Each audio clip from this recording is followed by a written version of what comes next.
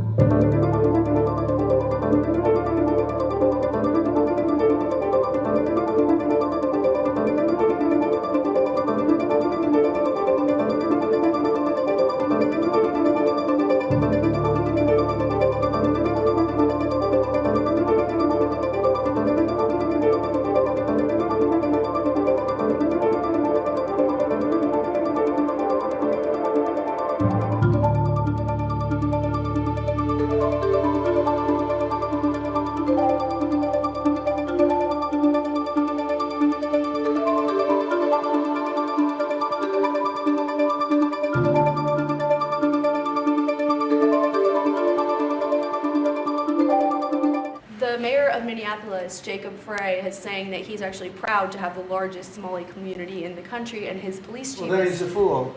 Well, his police chief is also I saying wouldn't be proud to have the largest Somalian. Look at their nation. Look how bad their nation is. It's not even a nation. It's just people walking around killing each other. Look, these Somalians have taken billions of dollars out of our country. They've taken billions and billions of dollars.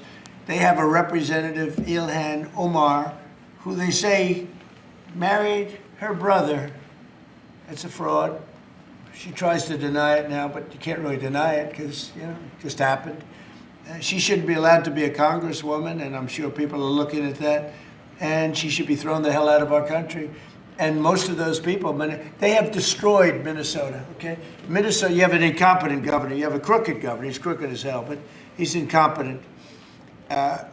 Walz he should be ashamed. That beautiful land, that beautiful state, it's a hellhole right now. And the Somalians should be out of here. They've destroyed our country. And all they do is complain, complain, complain. You have her. She's always talking about the Constitution provides me with, go back to your own country and figure out your Constitution. All she does is complain about this country. Without this country, she would not be in very good shape. She probably wouldn't be alive right now. So Somalia is considered by many to be the worst country on earth. I don't know. I haven't been there. I won't be there anytime soon, I hope. But what Somalia, what the Somalian people have done to Minnesota is not even believable. It's not even believable. And a lot of it starts with the governor. A lot of it starts with Barack Hussein Obama, because that's when people started coming in. And you have to have people come in that are going to love our country, cherish our country. They want to kiss our country goodnight. They talk about our country. We want them to pray for our country. This is not the people living in Minnesota.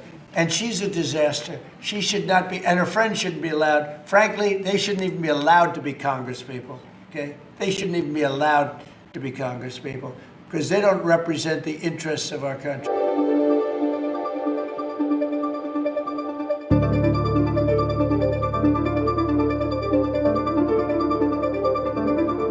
Now let's turn our attention to the great state of Minnesota, which has made headlines around America and around the world after revelations of a billion-dollar welfare fraud scheme said to have been perpetrated by that state's massive Somali migrant community, which prompted these contentious remarks from President Trump.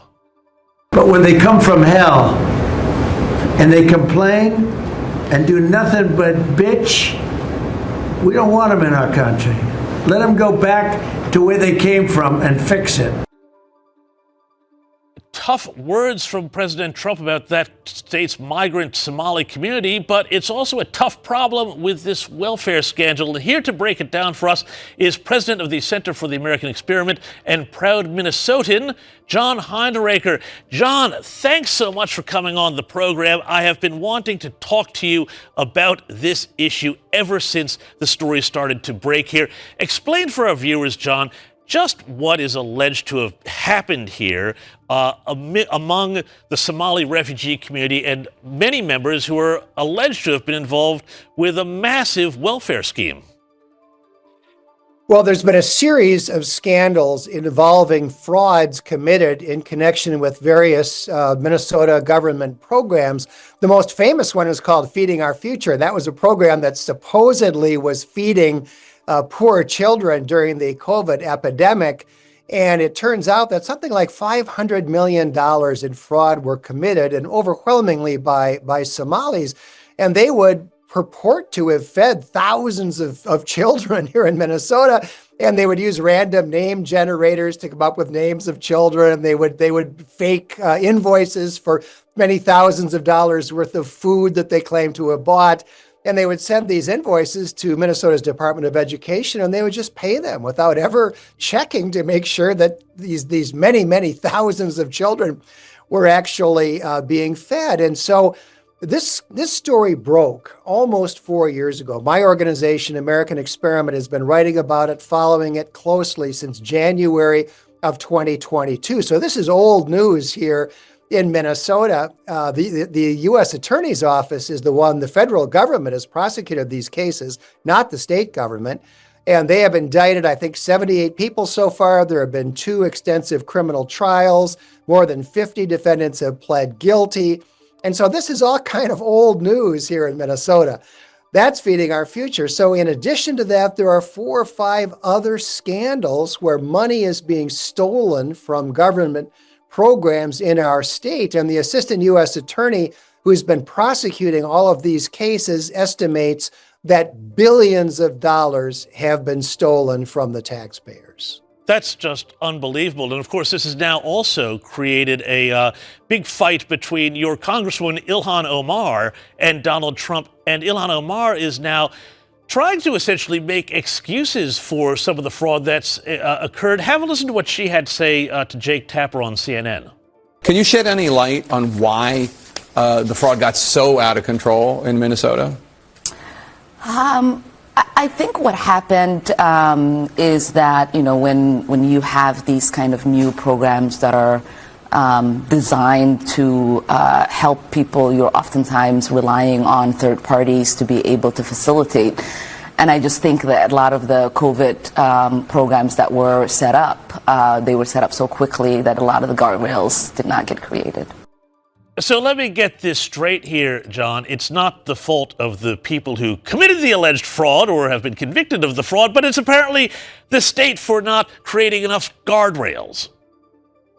Well, that explanation doesn't work, James. There were child care frauds, for example, years before the COVID epidemic, which again were centered in the Somali community. People would set up child care centers and then bill the state for caring for non-existent children. A number of Somalis went to prison 10 years ago for doing that. And other frauds are post-COVID. For example, there's a Medicaid program that for some reason, Medicaid is supposed to be healthcare, but for some reason, this program consisted of giving people advice on how they could find housing. And the program spent about $100 million. And it turns out that not a single dollar was legitimate. Every single dollar in that program was a fraud, and that was all post-COVID. So Ilhan Omar's attempt to explain the problem away really doesn't work. Well, and also, I'm always fascinated by how the broader media covers these stories. And, of course, we, make clear that it's not every Somali who's involved in this, but there is a big contingent of people in this community who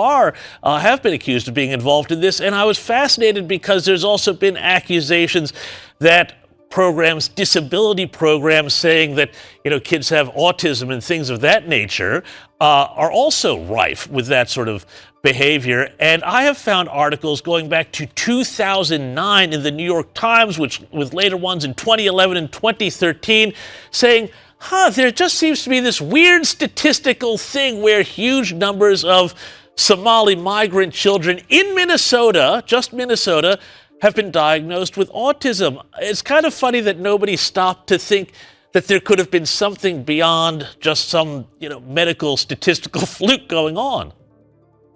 Well, James, you're absolutely right. One of the 5 or 6 scandals that we've seen, again, centered in the Somali community, has to do with autism centers. That one emerged just recently, but these autism centers apparently were purporting to be caring for large numbers of kids who didn't exist or were not, in fact, autistic. And the thing you have to keep in mind, James, is that the numbers of children in the United States being diagnosed with autism have exploded in recent years. Why is that? Well, there may be that there are more kids who are autistic, but what we know for sure is that there are more kids being diagnosed as autistic. And part of what is going on there is that money follows the diagnosis. If you can get a diagnosis that you're autistic, or you're at least on the spectrum of being autistic, money will flow. And so I think that is part of the story here. And we have seen frauds associated specifically with these autism centers in the Somali community.